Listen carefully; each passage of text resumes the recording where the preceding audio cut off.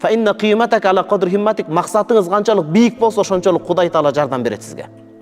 Кудайдын көмөгү ошончолук чоң болот. Ошончолук Кудайдын назарында бул деген сөз Кудайдын сүйүүсүн арзуйсуз деген сөз. Максат чоң болуш керек.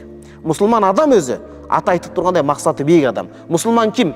Бирөөгө тили колу менен зыян бербеген, бирок акысын жегизбеген деген бар бул жерде. Экинчиси максаты бийик болгон адам мусулман болот.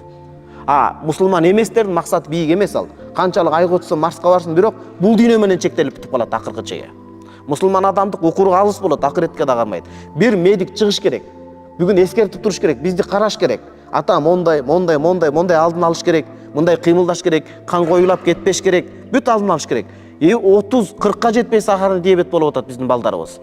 Илгерки ата бабаларыбыз ал убакта көп факторлор болгон, 80 бай, 90 бай. Шунчалык азайып баратабыз, шунчалык майдаланып баратабыз туугандар.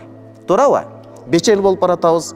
Бир балаңыз аалым болсун, бир баланы чек арага берели, бир бою келишкен балабызды. Бул согушту самап эмес, тынчтык үчүн. Душмандын көзүндө да сүр болуш керек. Тынчтык, бул жер не деген жер?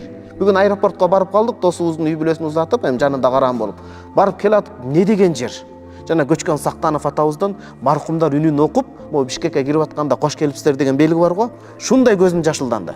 Ошолор убагында могу элдин уюткусу, интеллигенти болуп, байкушкалар ошондой иман сузулган заманда да динди карманып, иман менен эстептешип окуган булар эл үчүн. Уктаган эмес жаш болсо да. 20-23 жашында бүтүндөй мамлекеттин тагдырын мындай кийлигишкен адамдар болгон. Тагдырын дегенде өтмө мааниде.